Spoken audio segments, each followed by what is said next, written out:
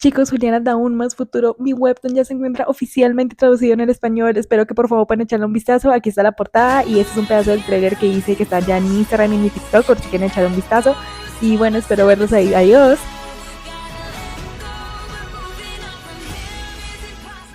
Desde que inicié este canal, yo supe que algún día tendría que hablar de esta historia. Emperatriz Abandonada fue el segundo manga que yo leí en mi vida después de Princesa Encantadora. Y aún recuerdo como por allá en 2020 la gente, cuando aún seguía en emisión, la gente todavía lo criticaba. Que la protagonista era muy tonta, que el interés amoroso era muy malo, que la historia estaba muy mal escrita, que los vestidos eran horribles. Y ok, tienen un punto, sobre todo en los vestidos. Y es una historia que tiene un inicio brutal. La forma en la que nos hace sentir empatía desde el minuto uno por Aristia al verla sufrir a manos de Rube y sin querer de June, y también sentir empatía por June, es algo que muy pocos manhwas logran de una forma tan natural como lo logra esta historia desde el inicio. Pero es que con esta historia me pasaba algo similar al por qué me tardé tanto en hacer un video para las joyas de la princesa. Aquí están los videos, véanlos. Que es que siento que ya se había hablado mucho de esta historia y lo que es bastante obvio, que es lo malo, ya se ha discutido demasiado. Todos sabemos que uno de los más grandes problemas que tiene esta historia es el personaje de Rube, que se nos presenta en la primera vida como este horrible hombre que hace sufrir a más no poder a tanto June como a Aristia. Y luego en la segunda se nos trata de vender como este muchacho incomprendido, que en realidad no estuvo mal y que, o sea, y que fue manipulado y que con el amor de ella cambió. Que, ok, eso ya lo hemos visto en muchas otras historias.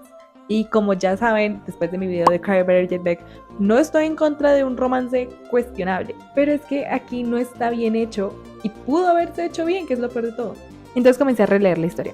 Y la releí, la releí, releí. Y me encontré sintiendo una emoción que honestamente no creí sentir, que era rabia. No, no rabia porque me hicieron releer esa historia, aunque un poco, sino que me imaginaba a mí misma en la situación de Aristia o June, y me encontraba sintiendo muchísima rabia. Me enojaba ver como dos chicas que en cualquier otro contexto pudieron haber sido amigas, ahora la vida y esta sociedad en la que se encontraban las obligaba a volverse casi que competidoras por el amor de un hombre que honestamente me parecía uno de los personajes más despreciables que he leído. Y leí Cry Better Get Back. Y entonces caí en cuenta de algo. No es raro que un manhwa, sobre todo de romance, experimente con escenas y situaciones de abuso, violencia, y que luego las protagonistas sientan, pues encuentren sentimientos al respecto. Pero me puse a pensar y siento que rara vez a estas protagonistas se les permite sentir rabia por estas cosas.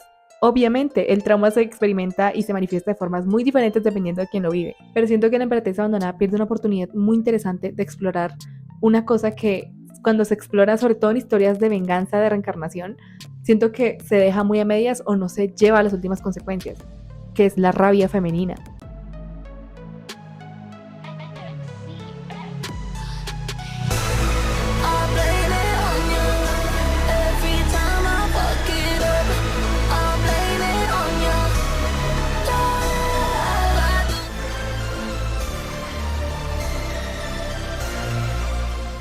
Cuando conocemos a Aristia, es imposible no sentir pena por ella. La vemos ser criada para tener un solo propósito en su vida, el cual es ser una emperatriz.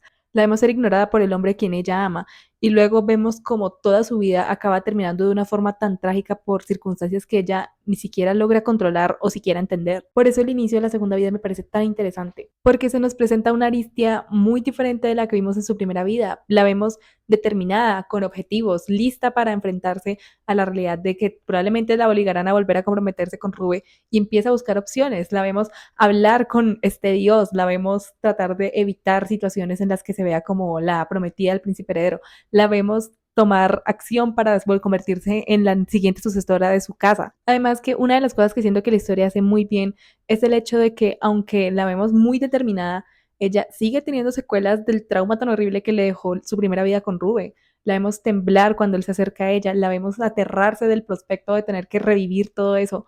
Y me parece que es una forma muy interesante de explorar lo que en serio para una persona sería volver al pasado después de una vida tan trágica. Por eso resulta tan frustrante cuando, como a mitad de la historia, la autora trata de convencernos a nosotros y a Aristia que Rube es un chico malo, solo quiere ser él mismo.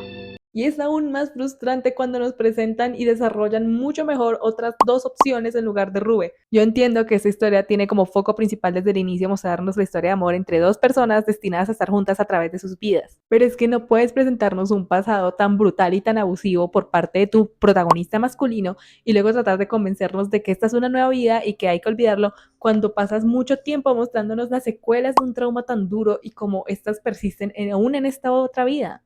Aún más cuando nos muestras por capítulos enteros la determinación de tu protagonista de no repetir este pasado para simplemente hacerlo de nuevo. Y obviamente esto no es un video mío, sino le tiramos a Navier. A ella y a Aristia le pasa algo muy similar, que es que ambas tienen unas situaciones que están fuera de su control, que en cualquier otra historia las haría salir de su zona de confort y explorarse y conocerse a sí mismas, pero al final nunca desarrollan esto y terminan casi que sintiéndose igual que en el capítulo 1.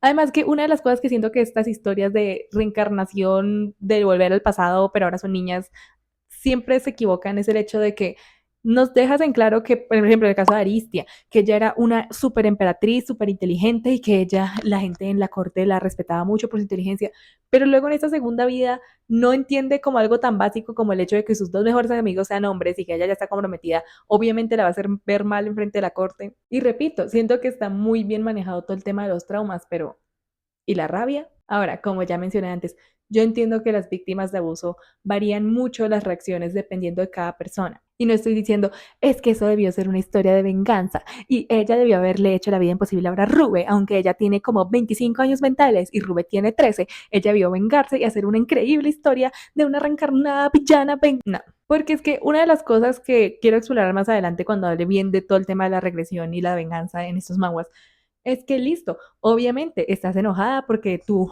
familia o mejor amiga o prometido o lo que sea te mataron y ahora volviste al pasado. Obviamente, tienes que estar enojada, yo también lo estaría. Pero es que las autoras siempre hacen que estas villanas como que estén dos pasos adelante porque es que recuerdan su vida pasada, entonces ahora van a poder acabar con todos ellos y van a hacer esos increíbles planes que, ok, tiene sentido, si yo recordara el pasado, yo también trataría de hacer cosas pues para mejorar, o sea, ¿quién no compraría bitcoins? Pero es que estas historias de venganza parecen ignorar una cosa que es literalmente un hecho, que es que la rabia es la peor consejera. No tiene sentido que por más que ya viviste esta vida, tu frustración y tu enojo no nulen el juicio a la hora de tomar decisiones al menos una vez y que te hagan embarrarla. Por eso, yo propongo lo siguiente. Aristia regresa al pasado. Al darse cuenta de que va en camino a vivir la misma vida que antes, decide que va a demostrar que es una líder capaz de la casa Monique y decide ponerse a entrenar. Pero pronto se da cuenta de que es más difícil decirlo que hacerlo. El emperador, Rube, los nobles, todos parecen no querer dejarle más opciones que ser la futura emperatriz. Y eso la enoja. ¿No es suficiente todo lo que vivió? Ahora sí o sí tendrá que repetirlo. Y eso la haría romperse. Y por primera vez diría no, no quiere. Podríamos haber visto a Aristia tomar un ángulo diferente. En lugar de solo comenzar una amistad inocente con la Lendis y Carsen, ella conscientemente buscaría que se le vea en compañía de otros hombres, buscando humillar a Rubén de la misma forma en la que él la humilló paseando con June en su cara.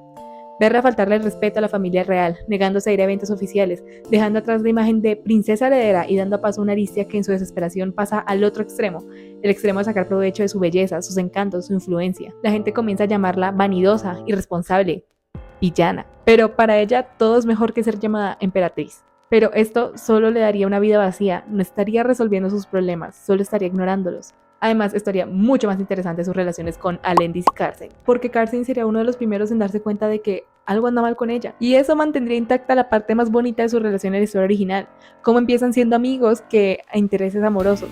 Podríamos seguir viendo esa intimidad tan genuina entre ambos, pero ahora es un lugar mucho más doloroso. Carsen intentaría seguirle el juego al inicio, acompañándola en sus escapadas, riéndose con ella, creyendo que simplemente está tratando de librarse de la presión de ser emperatriz, hasta que poco a poco empieza a notar que Aristia no está siendo libre, está autodestruyéndose, y ahí es donde él podría convertirse en el primero en confrontarla de verdad. No desde un, mírame Noah, mírame, tú no eres así, sino de una preocupación genuina al ver como alguien a quien ama se está perdiendo a sí misma, porque Aristia no estaría actuando así solo para evitar el puesto de emperatriz, también estaría intentando destruir la imagen de perfección que la llevó a sufrir tanto en su primera vida. Y honestamente creo que eso habría hecho aún más fuerte el eventual enamoramiento de Carsen, porque ya no sería solo él fue amable con ella, sino él viendo a Aristia en su peor momento y aún así decidiendo quedarse a su lado.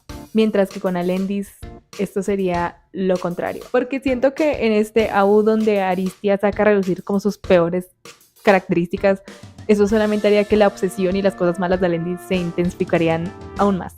Mientras Carson intentaría ayudar a Aristia a salir de ese vacío emocional, Elendis sería alguien que, consciente o inconscientemente, fomentaría esas actitudes destructivas, porque una Aristia aislada, odiada por la nobleza y cada vez más alejada de Rube, es una Aristia que depende más de él. Incluso podríamos verlo alimentar su resentimiento, convenciéndola de que nadie realmente la entiende excepto él, justificando sus impulsos más dañinos o ayudándola a encubrir escándalos, porque mientras más se hunda socialmente, más será fácil mantenerla a su lado. Y esto hubiera sido tan interesante porque habríamos tenido dos reflejos diferentes de las cosas y el camino que ahora puede tomar Aristia. Carson, quien representa la posibilidad de sanar y seguir adelante, y Elendis representando quedarse en esa rabia y ese rencor y esa venganza.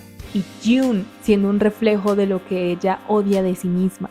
Porque imaginemos esto, Aristia ya pasó por la etapa de odio, ya pasó por querer destruirse a sí misma y arrastrar a todos con ella, ya pasó por vivir consumida por el resentimiento, y cuando vuelve a encontrarse con June, se ve reflejada en ella, ve esa misma rabia, ese mismo dolor, esa necesidad de hacer pagar a alguien por todo lo que le hicieron, y ahí Aristia finalmente entendería algo importante, que el problema nunca fueron ellas, porque al final ambas fueron víctimas del mismo sistema y del mismo hombre. Las dos fueron manipuladas, utilizadas, enfrentadas entre sí para pelear por afecto, poder y supervivencia. Y siento que esto hubiera sido mucho más poderoso que simplemente ver una historia de cómo Aristia vuelve a enamorarse de Rube por segunda vez. Porque entonces su desarrollo ya no trataría de aprender a amar de nuevo al hombre que la traumatizó, sino decidir qué hacer con el dolor que ahora hay en ella. Incluso hubiera sido interesante ver al principio a Aristia rechazando a June. Como verla le produce rabia porque siente que su existencia arruinó su vida, pero poco a poco comienza a entender que June tampoco era libre, que tampoco tuvo control sobre nada, que incluso ella terminó destruida por el mismo sistema imperial. Y ahí es donde Aristia finalmente tendría la oportunidad de romper ese ciclo, no ganándole a otra mujer, no convirtiéndose en emperatriz, sino haciendo un acto desinteresado y genuino y ayudar a June a volver a su hogar, entendiendo que sanar no significa olvidar lo que te hicieron ni enamorarte de quien te destruyó, sino negarte a seguir perpetuando el mismo dolor en otras personas. Y honestamente siento que eso hubiera sido un final mucho más humano. Y con los cambios correctos podría justificar por qué no es mala idea que ella vuelve con Rube. Pero primero hay que hablar de Elendis y Carson. Y bueno chicos, este fue nuestro video de la emperatriz abandonada. Espero que les haya gustado. Denle like, suscríbanse y esperen el siguiente video. Adiós.